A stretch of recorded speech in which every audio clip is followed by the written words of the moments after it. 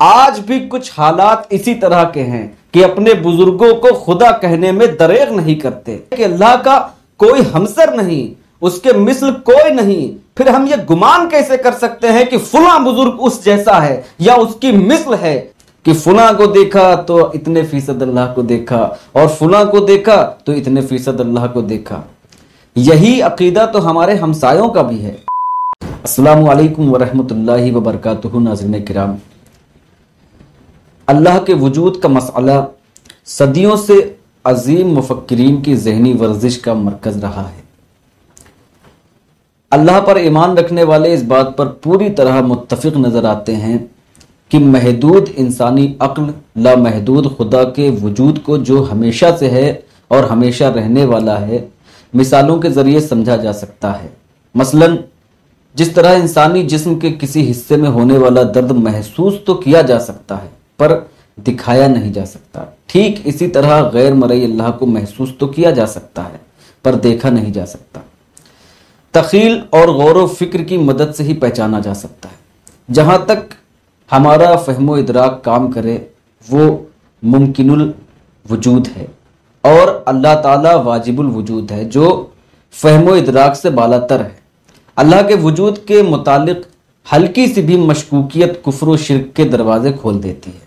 ناظرین کرام، تو آئیے پہلے یہ ریل دیکھتے ہیں۔ جس نے رب کو زمین پر نہیں دیکھا وہ اوپر کیا دیکھے گا؟ جس نے زمین پر دیکھا وہی اس کو اوپر دیکھے گا۔ تصدیق کیسے ہوگی؟ تصدیق کیسے ہوگی؟ جب زمین پر دیکھے گا پھر اس دیکھے ہوئے کو اوپر جو دیکھے گا اس سے ملائے گا نا۔ پھر جہاں جہاں سے اس کا عکس ابھرا ہوگا وہ سامنے کھڑے ہوں گے رب کے، بندے آگے کہیں گے کہ ہم نے تجھے دیکھا، تو وہ کہے گا کس کے روپ میں؟ اس کے روپ میں دیکھا۔ پھر دوسرا آئے گا، ہاں جی تو نے بھی دیکھا، ہاں جی میں نے بھی دیکھا۔ تو نے اس کے روپ میں، سمجھ لے یہ بات سمجھ میں آ گئی؟ پھر وہ جو ساتھ کھڑے ہوں گے نا، ساتھ کھڑے ہوں گے نا، اب وہ اللہ کہے گا کہ تو نے اس کے روپ میں دیکھا تھا مجھے، تو اس کے روپ کے اوپر جو ہے ہم نے اتنے پردے ڈالے تھے، تو تو نے ہم کو جو ہے 20% دیکھا۔ اچھا، پھر ایک آدمی کہے گا میں نے بھی دیکھا تھا آپ کو۔ اچھا جی تو نے کس کے روپ میں دیکھا؟ تو نے اس کے روپ میں دیکھا۔ تو اللہ فرمائے گا ٹھیک ہے، تو نے پھر مجھے 40% دیکھا اگر اس کے روپ میں دیکھا تو۔ پھر ایک اور آئے گا کہے گا میں نے محمد کے روپ میں دیکھا، تو اللہ کہے گا پھر تو نے مجھے 50% دیکھا۔ قسم کھاؤ، میں کھاتا ہوں قسم، جس نے اللہ کو گوہر شاہی کے روپ میں دیکھا اس نے 100% دیکھا۔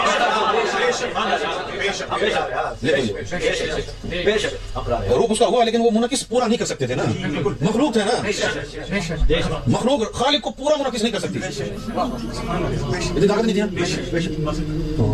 اگر رب بھی کسی کو ملے گا پورا 100% تو وہ رب الارباب کے در سے مل سکتا ہے بس۔ اگر کسی کو پورا عرفان رب کا ملے گا نا، اس دنیا میں گوہر شاہی کے ہی قدموں سے ملے گا۔ یہ راز کی بات ہے، یہ راز کی بات ہے۔ اب اس سے پہلے لوگ پردوں میں دیکھ کے چلے گئے، ادھر بھی پردہ ادھر بھی پردہ، کسی نے کسی کے روپ میں دیکھا، کسی نے کسی کے روپ میں دیکھا۔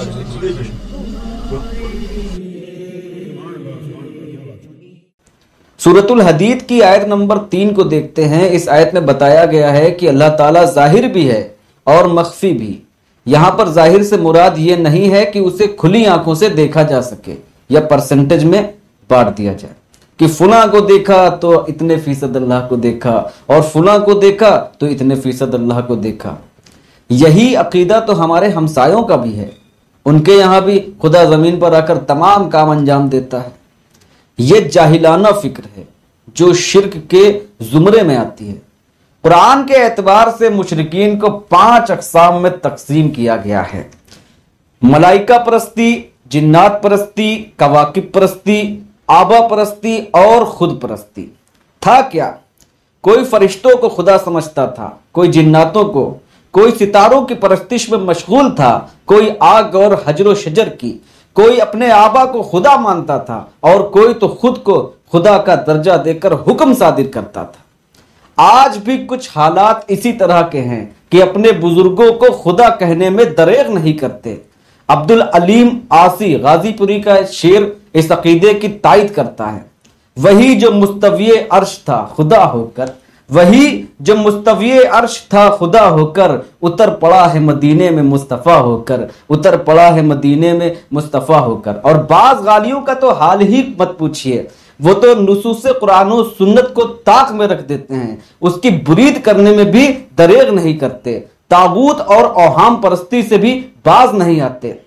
اگر ہم سورہ اخلاص کی آخری آیت کا ترجمہ کریں تو معلوم ہوتا ہے کہ اللہ کا کوئی ہمسر نہیں، اس کے مثل کوئی نہیں۔ پھر ہم یہ گمان کیسے کر سکتے ہیں کہ فلاں بزرگ اس جیسا ہے یا اس کی مثل ہے؟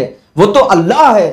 ہم اپنی بیوی کو یہ نہیں کہہ سکتے ہیں کہ وہ میری ماں کی جیسی ہے مگر ماں نہیں ہے، نکاح ساقط ہو جائے گا۔ پھر اللہ تعالیٰ کے لیے اس طرح کا گمان، غور کریں کیا کیا ساقط ہو جائے گا۔ مشکوکیت کا ایک اور نمونہ انجینئر محمد علی مرزا کے اس زاویے میں نظر آتا ہے۔ وہ کہتے ہیں کہ مرنے سے پہلے اے مسلمان اس پر کر لے غور، بابوں کا خدا اور ہے کتابوں کا خدا اور۔ چونکہ یہ شعر بڑے وثوق کے ساتھ پڑھا جا رہا ہے، خدائے واحد لا شریک کو دو جگہ تقسیم کیا جا رہا ہے، ذہن میں یہ خیال آتے ہی شرک کا اطلاق ہوتا ہے۔ علامہ ادیم مکن پوری رحمۃ اللہ علیہ کا یہ شعر شاید ان کی گفتگو کے لیے مناسب رہے گا۔ لب حضور سے نکلی ہوئی جو بات نہ ہو، زمانہ لاکھ کہے معتبر نہیں ہوتی۔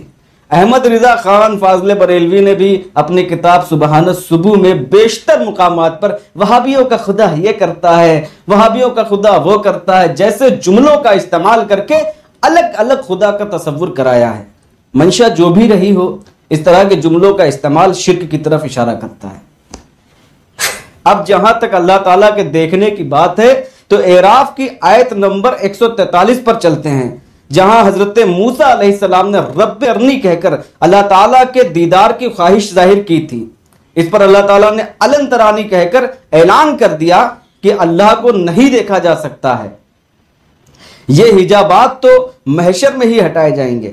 چلیے مسلم شریف کی حدیث نمبر پر بھی تائرانہ نظر ڈالتے چلیں۔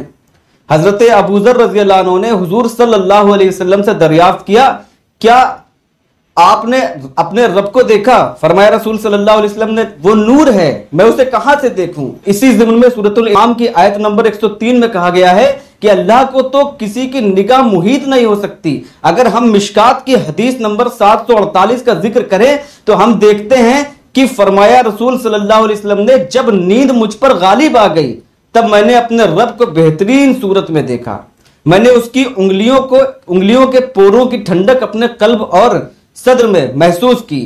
اس حدیث شریف میں کھلی آنکھوں سے دیکھنے کا ذکر نہیں ہے۔ ماسوا اس کے بخاری کی حدیث نمبر 4855 پر بھی تبصرہ کر لیتے ہیں۔ اس حدیث شریف میں حضرت عائشہ سلام اللہ علیہ سے دریافت کیا گیا، کیا حضور صلی اللہ علیہ وسلم نے معراج کی رات اپنے رب کو دیکھا تھا؟ حضرت عائشہ سلام اللہ علیہ فرماتی ہیں، جو شخص بھی تم میں سے یہ 3 باتیں بیان کرے وہ جھوٹا ہے۔ رسول صلی اللہ علیہ وسلم نے معراج میں اپنے رب کو دیکھا تھا، محمد صلی اللہ علیہ وسلم آنے والے کل کی بات جانتے تھے، حضرت صلی اللہ علیہ وسلم نے تبلیغ دین میں کوئی بات چھپائی تھی۔ بخاری کی حدیث نمبر 75-17 کے اعتبار سے معراج کی رات حضور صلی اللہ علیہ وسلم اللہ رب العزت کے اتنے قریب ہوئے جیسے کہ کمان کے دونوں کنارے یا اس سے بھی کم۔ اس سے مراد یہ نہیں ہے کہ آپ صلی اللہ علیہ وسلم نے اللہ کو دیکھا۔ میں اللہ تعالیٰ سے ملتجی ہوں کہ اگر میری زبان سے حق نکلا ہے تو اس کے لیے دلوں میں جگہ پیدا کر دے اور اس کے اجر و ثواب میں ہمارے دیکھنے اور سننے والوں کو بھی شامل کر لے، اور اگر میری زبان کہیں چوکی ہے تو اس کے اثر کو زائل کر دے اور گناہ سے محفوظ فرما دے۔ آمین۔ وما توفیقی الا باللہ۔